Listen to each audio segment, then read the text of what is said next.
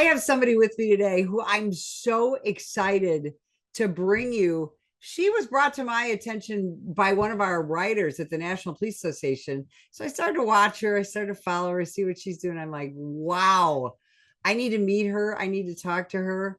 And you do too. Officer Mirabelli, welcome to the show. Hi, Betsy. Thank you for having me. I'm so excited to be here. I am great to have you. I am grateful to have you here. And you have a company called the Never Forgotten Clothing Company, but you do a whole lot more. And first and foremost, you're still on the job. You're on the front lines. You are serving and protecting in South Florida. So I'm going to ask you the question I ask every cop that comes on this show. Why'd you become a cop? Well, I grew up, and we're going to get to talking about it, I'm sure, but I grew up with a police officer as a dad. My dad is still a police officer to this day. I tell him to retire all the time, but he won't.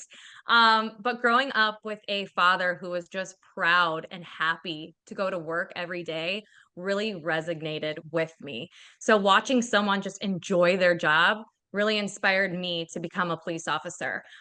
There was a lack of female representation in policing growing up.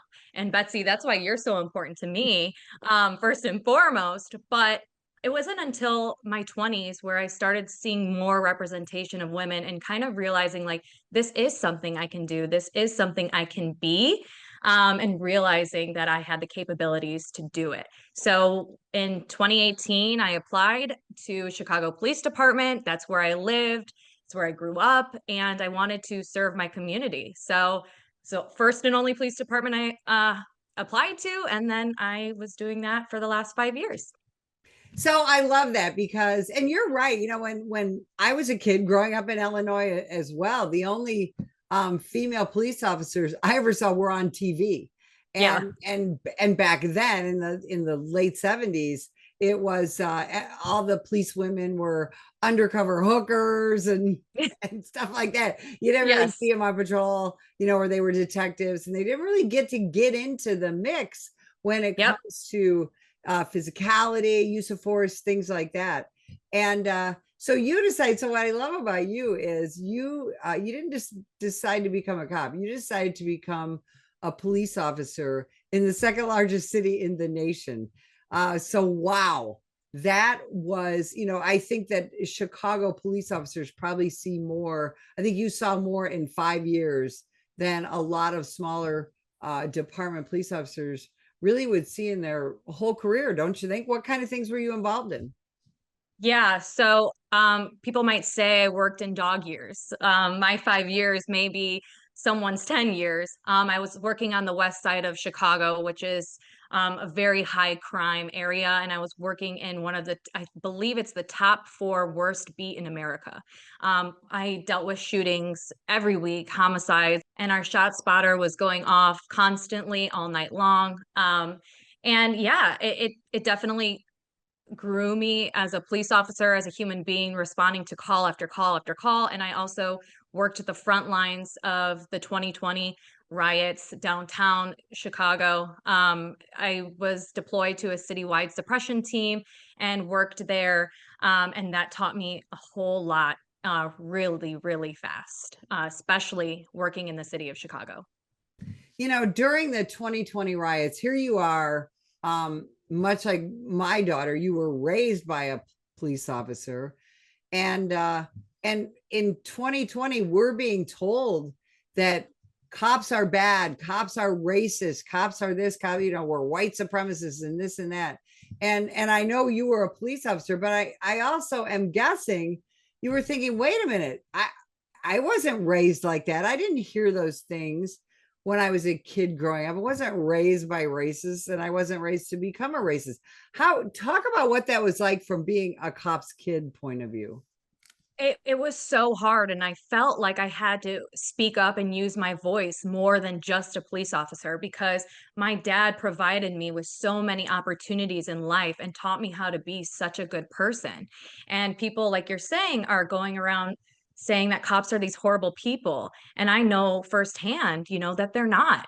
And it was so hard because the evolution of social media is so strong, and especially in 2020. So, seeing friends of mine that I, thought I had their support posting, horrible things about the career that I love was so hard to see. The wave of the hate online just became so much and on the news, and it was hard to see. And honestly, that's when I kind of started speaking up more on social media. And that's really how me as like an influencer, I guess, in some sort, used my platform and my voice to kind of invoke change and kind of speak out on our side as a police officer and as a cop's kid. It was hard. It was definitely hard to see. Talk about that evolution of social media. And, one of the things that we've seen really since 2014, but it's kind of been ramped up since 2020, is cops getting in trouble for what they say on social media. So talk about that evolution and tell people how you balance that and stay within policy. Yeah, it's so incredibly hard. So, like you said, I work for a South Florida agency, but I worked for Chicago police for 5 years. In Chicago, they were really supportive of me posting how much I love my job and encouraging, women and other people to join the police force. And I believe that they feel the same in South Florida. However, they do expect me to keep my agency private and things like that, which I totally respect. However, I see other police departments utilizing their officers who have a voice, and it really helps their recruitment as well, because there's a lot of times where people are thinking of becoming a police officer, like my story as well, and they don't see that representation. They don't see people just like me and you humanizing that badge, and they don't know that they could become a police officer too. I was actually just talking to someone yesterday who does recruitment for their agency, and they're a first generation police officer. And just talking about that, it would encourage so many others to join the force. So I think social media can be a really great tool for agencies, but I do understand that some agencies are worried about what we say because we are under, a microscope in the media, and everything we say can and will be held against us. So it definitely goes both ways. Yeah, absolutely. That's very well said.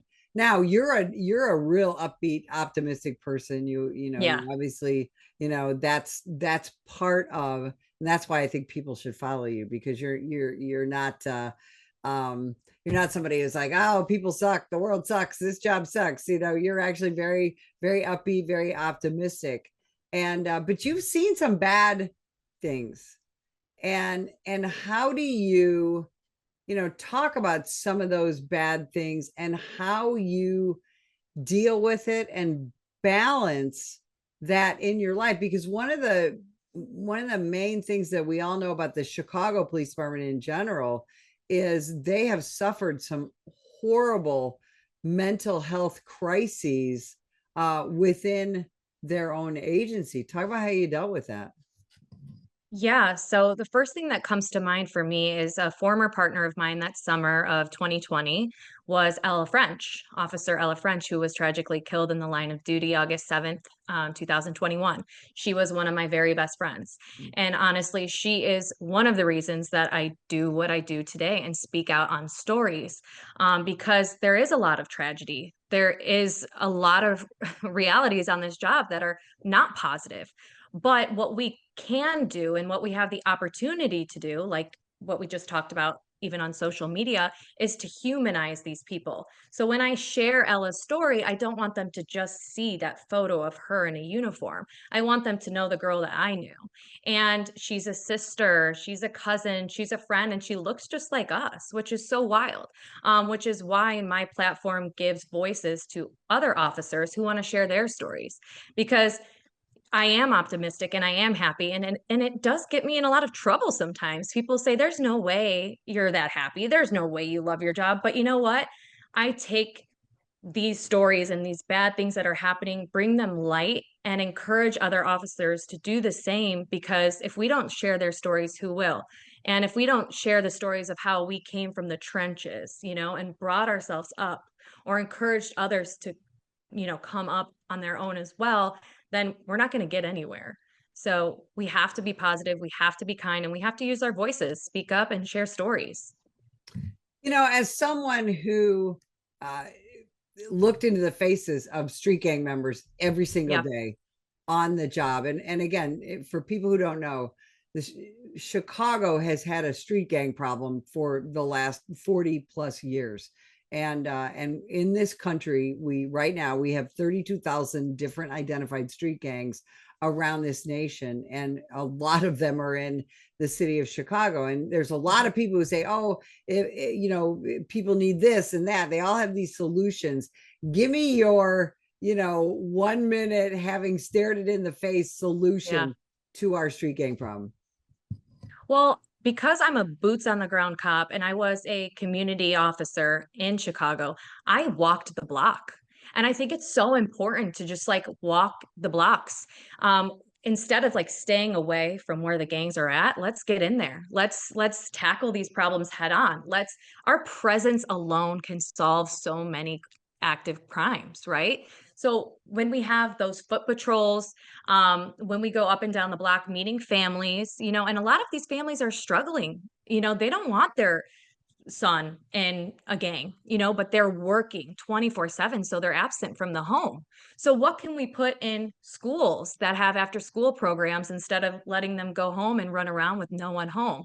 So it goes from the schools, and it goes from just like face to face, being that officer. I was a dare officer as well, so I was in the schools teaching dare, and I did teach gang members. Also, I taught GREAT, which is the gang retention and education and training program. And just getting in there with these students who are thinking of joining a gang, or their parents are in a gang or whatever, talking to them face to face, telling them that there's more to life than this, encouraging them, and showing them that the police aren't so bad because they can put a face to a name is so important. So I really just think face value is just like getting in there, walking the block, meeting the families, telling them that there's help available, and getting your officers into schools. And didn't you find, because I don't think a lot of people know this, that most of the people in the neighborhoods that you dealt with were happy to see you, wanted you Yes. in their neighborhoods? Talk about that for a minute, because I think people are so surprised to hear about that. And I had found this in the city of Chicago for decades when I would go there and do some of the other work I did. Um, Gosh, there would be prayer rallies for Chicago Yes. police officers, and there would be, the community loves the Chicago Police Department, don't they? Yes. When I came to Florida, now I'm an officer in South Florida, everyone said, "Oh my God, you must be appreciated by the community so much more in Florida." And and that might be true in some avenues, right? But when I did go face to face with these families, walk the blocks, the thank yous were overwhelming because there is a lack of presence in these high crime, priority areas. I they'd grab my hands and say, "Thank you so much for being here." Or just my presence alone, they'd tell me, "Oh, I need help with my son. What can I do? What resources do you have?" And to have those community officers have those resources on hand that we can give to these families is so, so important. But yes, so many people were so thankful to just have us there, have us show up at a church ceremony, have us show up at a school, a neighborhood event, a backpack giveaway, anything. It is so important to show your presence in the community, especially in those areas. Absolutely, they were thankful. You were there at the kind of at the beginning of the migrant crisis. You started to see the open borders, and what kind of impact did that have on your community?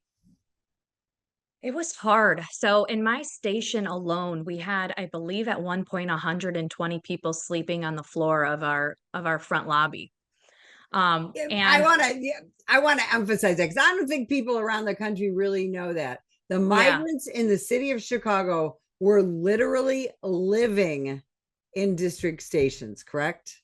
correct. They were living, and we'd send like shower trucks like once a week. And I will tell you that being a community outreach officer at that time, I was in the station, in and out in the station a lot. And I couldn't just be in my car 24/7 working patrol. So I had a lot of interaction, and we weren't prepared for what was about to come. And we didn't know that we would be a home for migrants. We had no idea. And I know that my supervisors really struggled with it as well. Um, there was a lot going on at that time, and the community was, I guess what I would say is they were nervous. They didn't know where these people would be placed, what this would mean for their children. And I think everyone, including the officers, were all really confused as to like what's next, and what is the plan? Because it felt like there was no plan.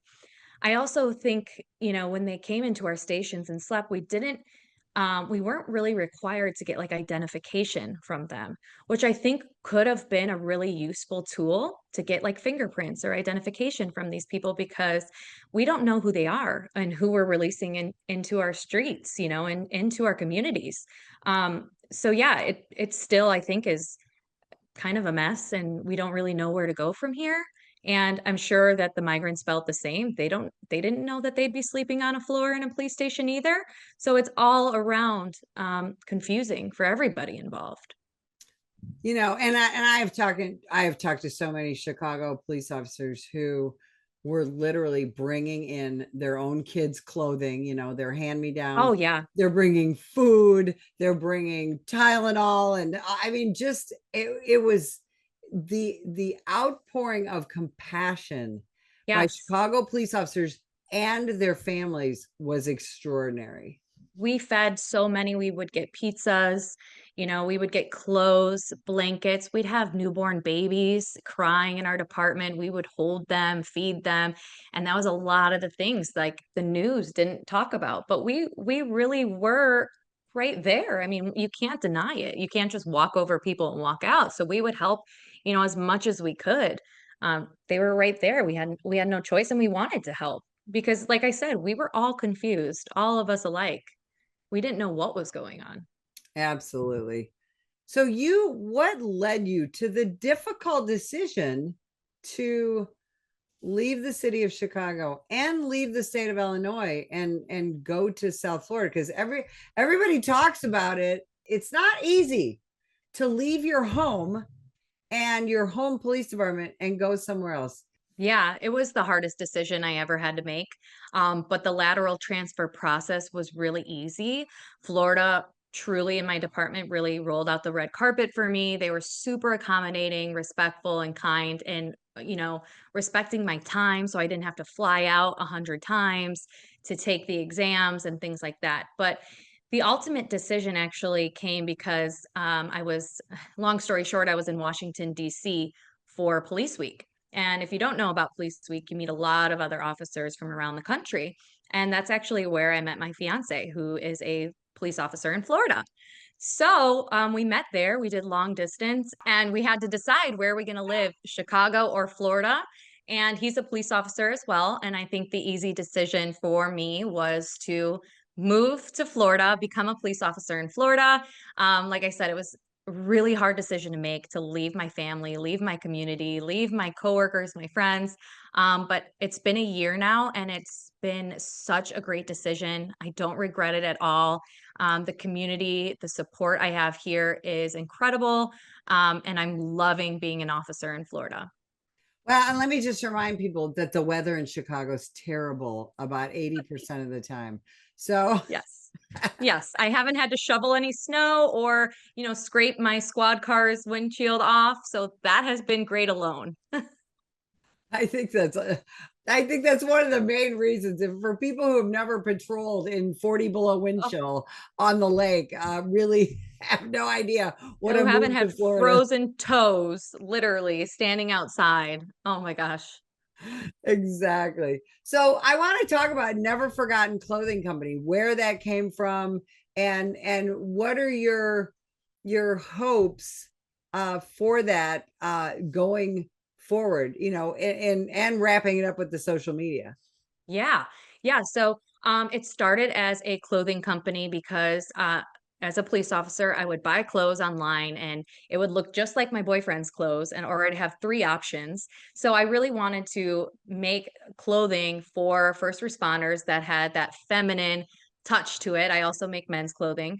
But what really started as a clothing company has turned into a community.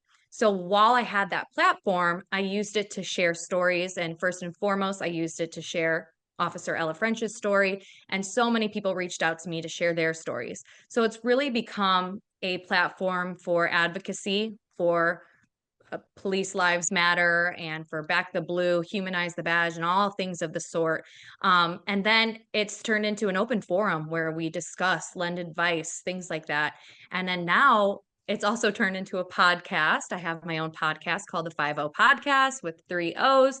And those people that I've met through these connections, I talk to them and interview them and give them a voice. Like I've interviewed officers who have been shot in the line of duty or lost, a family member in the line of duty, or, have a story to share. And I believe that those stories should be shared. So now it's just truly a community, and all the clothes that I sell give a dedicated donation. So whether it's to a family who's lost someone or a nonprofit organization that raises money for fallen officers and their families, every purchase makes a dedicated donation. And that's at the forefront of everything, is to raise money for families.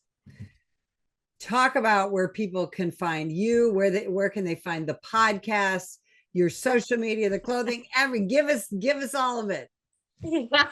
So the main hub would be my Instagram. It's at never.forgotten.co. And there has links for everything to my podcast, to my TikTok. My TikTok is at that Officer Hey. And then my podcast is the 5000H exclamation mark podcast. But again, you can find that all on my Instagram. It's all there for you at the Never Forgotten Co. I'll tell you that the amazing Officer Mirabelli, you are just an inspiration. You are my little sister. You are incredible. I want everyone to get to know you, and I cannot thank you enough for spending time with us today. And if you would like more information about the National Police Association, visit us at nationalpolice.org. Join the National Police Association in supporting our brave men and women in blue. Every day they put their lives on the line to keep us safe. But they need our help to continue their mission. Black Lives Matter, Antifa, progressive prosecutors, and the rest of the anti-police forces receive millions in donations from extremists like George Soros and woke companies like Amazon, Coca-Cola, Microsoft, and Google, to name a few. The National Police Association is fighting them in courts around the country, including the United States Supreme Court, defending officers who are being attacked for doing their jobs. Additionally, the National Police Association works year-round to pass tough-on-crime legislation to put and keep criminals behind bars. Consider going to nationalpolice.org and donating just $5 to keep us in the fight. Together, we can win. That is National